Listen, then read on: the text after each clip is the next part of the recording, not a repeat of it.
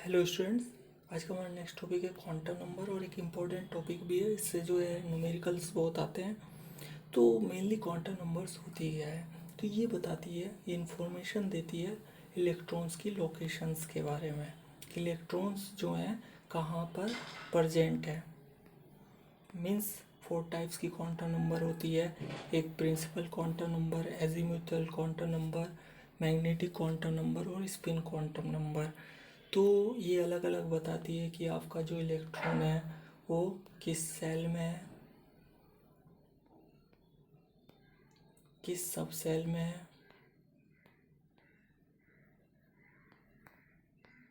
किस ऑर्बिटल में है, किस जो है ऑर्बिटल में है, और इसका ओरिएंटेशन जो है वो कैसा है। ये सब इंफॉर्मेशन कौन देती है? क्वांटम नंबर देती है। मीन्स लोकेशन का मीन्स है कि वो आपका इलेक्ट्रॉन जो है किस सेल में है, किस सब सेल में है, किस ऑर्बिटल में है, उसका ओरिएंटेशन कैसा है। मेनली जो क्वांटम नंबर है ये इंट्रोड्यूस की थी, क्वांटम जो नंबर है वो मेनली इंट्रोड्यूस की थी श्रोडिंगर साइंटिस्ट थे। और इन्होंने जो है ये प्रूफ किया था अपनी वेव इक्वेशन से कि इलेक्ट्रॉन क्या है, वो वेव की तरह बिहेव करता है। और इन्होंने इसके लिए इलेक्ट्रॉन वेव इक्वेशन भी दी थी, ये इक्वेशन तो हमारे सिलेबस में नहीं है बट आपको पता होना चाहिए। इसी से जो है, जो इस चैप्टर का जो आगे की जो स्टडी की जाती है वो मेनली जो है केमिस्ट्री की एक ब्रांच है क्वांटम केमिस्ट्री। उसमें जो है मेनली इसकी स्टडी जो है की जाती है।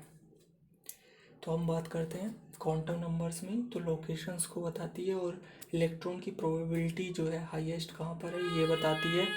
फर्स्ट है आपके पास principal quantum number. Principal quantum number, देखो प्रिंसिपल क्वांटम नंबर होती क्या है। ये क्वांटम नंबर हमें बताती है कि इलेक्ट्रॉन जो है आपका वो किस सेल में है। सेल में है। सेल को किससे रिप्रेजेंट करते हैं? एन से। देखो वैसे भी प्रिंसिपल क्वांटम नंबर को भी हम एन से ही रिप्रेजेंट करते हैं। तो आपको ध्यान रखना है एन की वैल्यू वो कभी भी जीरो नहीं होगी। एन की वैल्यू 1 हो सकती है, 2 हो सकती है, 3 हो सकती है, 4 हो सकती है, डैश डैश इनफाइनाइट तक हो सकती है, पर कभी भी जीरो नहीं हो सकती। क्यों नहीं हो सकती है? देखो न्यूक्लियस है, आपको पता है वो रिवॉल्विंग करता रहता है, न्यूक्लियस के चारों ओर इलेक्ट्रॉन्स। अब ऐसा तो नहीं है कि इलेक्ट्रॉन्स जो होंगे वो किसी ना किसी सेल में ही क्या करेंगे, रिवॉल्विंग करेंगे। ऐसा तो नहीं है वो कहीं और पर कर रहे होंगे। तो इसी वजह से एन की वैल्यू क्या होती है, कभी भी जीरो नहीं होती है। एन की वैल्यू वो हमेशा क्या होती है, 1 2 3 4 हो सकती है। मीन्स 1 हो सकती है, 2 हो सकती है, 3 हो सकती है, 4 हो सकती है, और डैश डैश डैश इनफाइनाइट तक हो सकती है। ये जो है मेनली जो बोहर की सेल से था वो 2n² से 288 जो आपको 10th क्लास में इलेक्ट्रॉनिक कन्फिगरेशन बनाते थे, ये उसी बेस पर है। ये k सेल को रिप्रेजेंट करता है, ये l सेल को रिप्रेजेंट करता है, ये m सेल को रिप्रेजेंट करता है, और ये n सेल को रिप्रेजेंट करता है। जब भी देखो, जब n=1 है, 2 है, 3 है, डैश डैश इनफाइनाइट तक है, जब भी आप टॉप टू बॉटम जाते हो तो साइज़ क्या होता है, इंक्रीज होता है। और एनर्जी भी क्या होती है आपकी, इंक्रीज होती है इनकी। आप खुद देख सकते हो। आपको पता होना चाहिए कि जो सेल जो होती है न्यूक्लियस, जो इलेक्ट्रॉन न्यूक्लियस के पास होते हैं उनकी एनर्जी क्या होती है, सबसे कम होती है, या सेल्स जो होती हैं। तो आपको क्लियर हुआ होगा। तो प्रिंसिपल क्वांटम नंबर हमें क्या बताती है कि इलेक्ट्रॉन जो है आपका किस सेल में है, और इनकी वैल्यू क्या होती है, कभी भी जीरो नहीं होती है। नेक्स्ट आता है azimuthal quantum number. Azimuthal quantum number, quantum number इसको मेनली जैसे प्रिंसिपल को एन से शो किया जाता था, इसको एल से शो किया जाता है। तो ये बताती है और इसका एक दूसरा भी नाम होता है angular momentum quantum number. Azimuthal का एक दूसरा नाम क्या है? Angular momentum quantum number.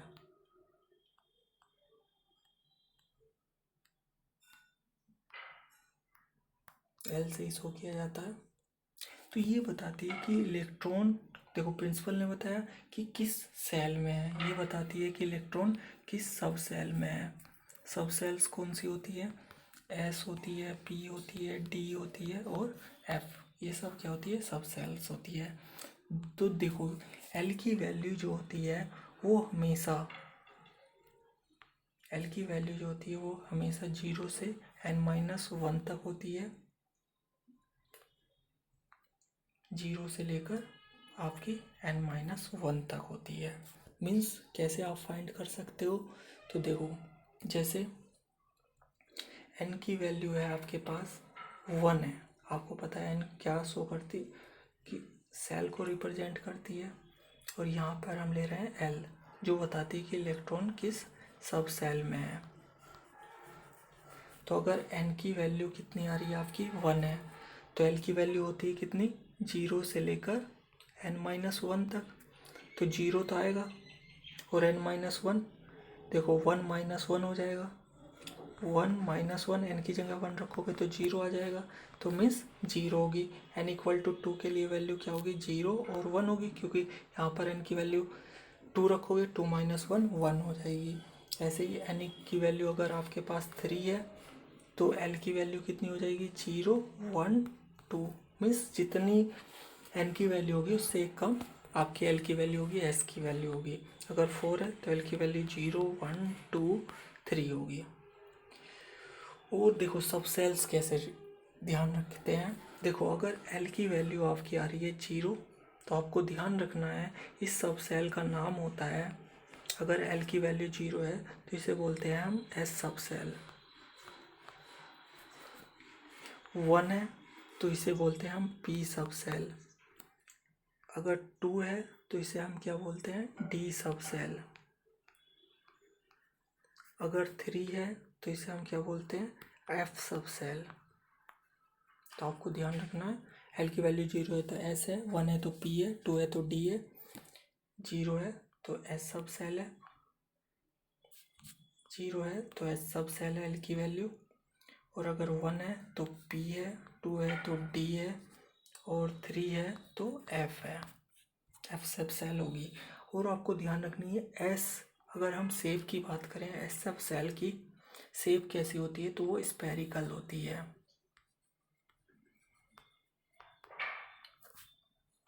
P सब सेल जो होती है इसकी शेप जो होती है डम्बेल की तरीके से होती है, जैसे हम जिम में उठाते हैं वो उसी टाइप का होता है, कुछ इस टाइप में, कुछ अलग बन गया, पर ध्यान रखना डम्बेल की तरीके से होती है।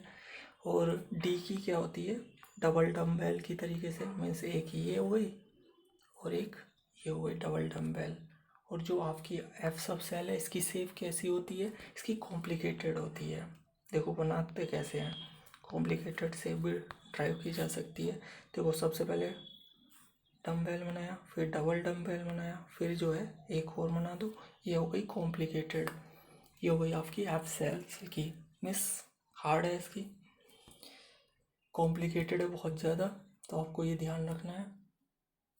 और आपको ध्यान रखना है जितनी भी नंबर ऑफ सेल्स होंगी, नंबर ऑफ सेल्स होंगी वो इक्वल होगी नंबर ऑफ सब सेल्स के। ये फार्मूला आपको ध्यान रखना है, नंबर ऑफ सब सेल्स के। तो हम एक क्वेश्चन ले सकते हैं कि कोई एक इस तरीके का क्वेश्चन लेते हैं जिसमें क्या कर सकते हैं हम कि कितनी सब सेल्स हैं। जैसे हमसे पूछा गया n=3 के लिए आपको बतानी है कि सब सेल्स बतानी है।